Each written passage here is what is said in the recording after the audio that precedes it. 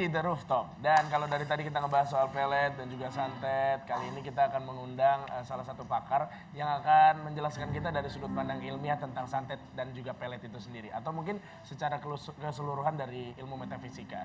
Langsung saja kita panggil, ini dia Mbak Liza M. Japri.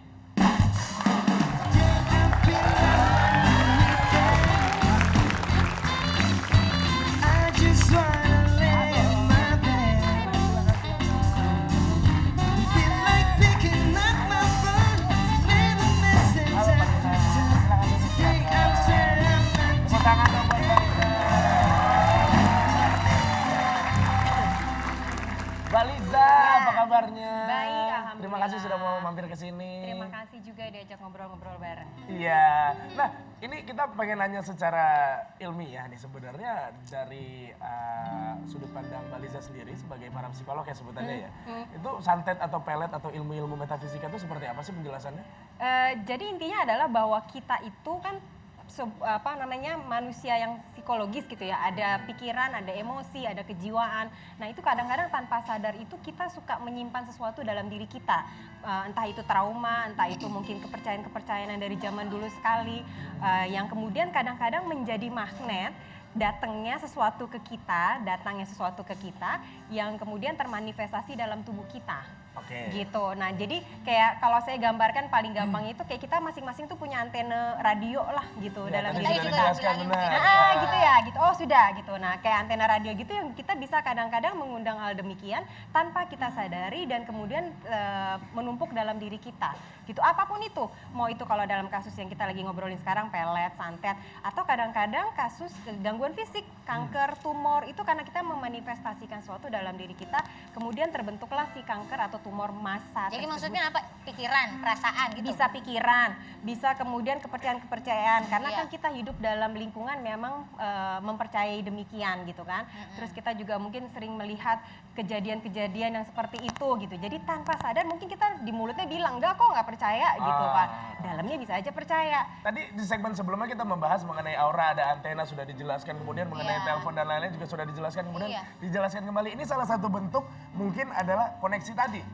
Ya, secara alam bawah sadar akhirnya kita semua membicarakan hal yang sama. Iya benar. Nah, seperti itu. Tapi kalau mungkin bisa dijelaskan secara ilmiah seperti tadi, apakah semua orang bisa mempelajari ilmu tersebut?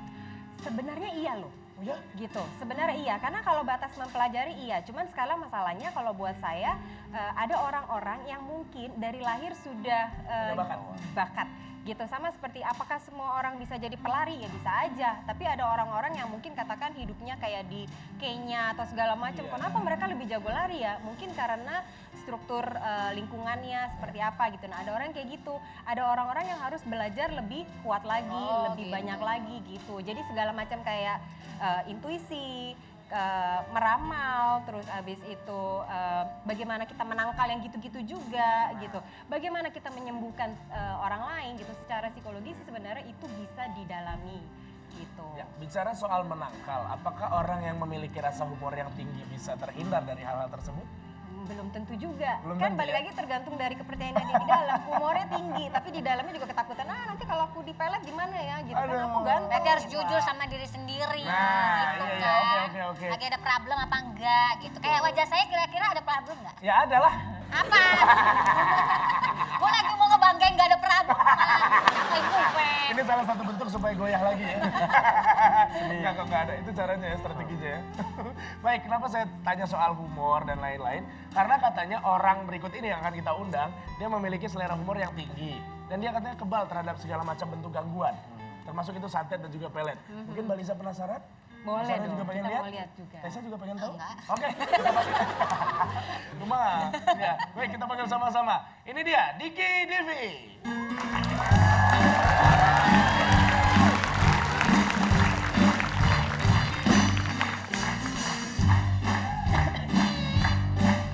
Apa kabar, Diki?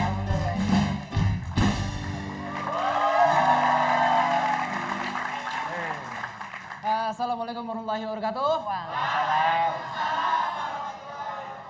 Kita bicara soal gaib ya, santet. In Indonesia, there's a lot of thing about mistis. there's something like a poltergeist, Kok nggak ada teksnya di bawahnya ya? ghost, and chihuahua. Oh, lain-lain namanya. Banyak, bicara soal bisnis Indonesia lah tempatnya. Ada apa lagi? Misalnya ada santet, pesugihan, ada... Awas mbak.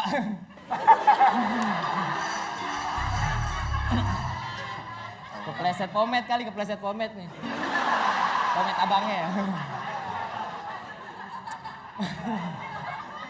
Ya, bicara soal pomade. Sebagai orang awam kita tahu arti santet itu adalah proses yang dilakukan oleh seorang dukun untuk memindahkan barang dari satu tempat ke tempat yang lain ya. Ini konotasinya jadi negatif karena santet ini digunakan orang-orang untuk mencelakai orang lain, menyakiti orang lain dengan motif balas dendam, motif pembunuhan, kebaya, pasmina gitu ya.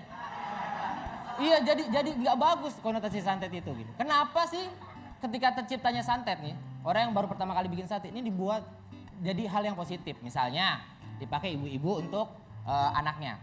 Anaknya dikasih makan wortel sama sayuran dia nggak mau. Wah gimana ya? Akhirnya dia ke dukun santet kan. Pak dukun, tolong nih anak saya nggak mau makan sayuran, brokoli, wortel nggak mau. Oh gampang, sini saya santet. Karena wortelnya, brokolinya, minyak ikan segala macem. Udah bu, udah ada di perutnya. Walhasil anaknya gemuk, sehat. Ditanya sama tetangganya, Pak, anak ibu kok jadi gemuk banget sekarang? Iya dong, berkat jasa dukun santet.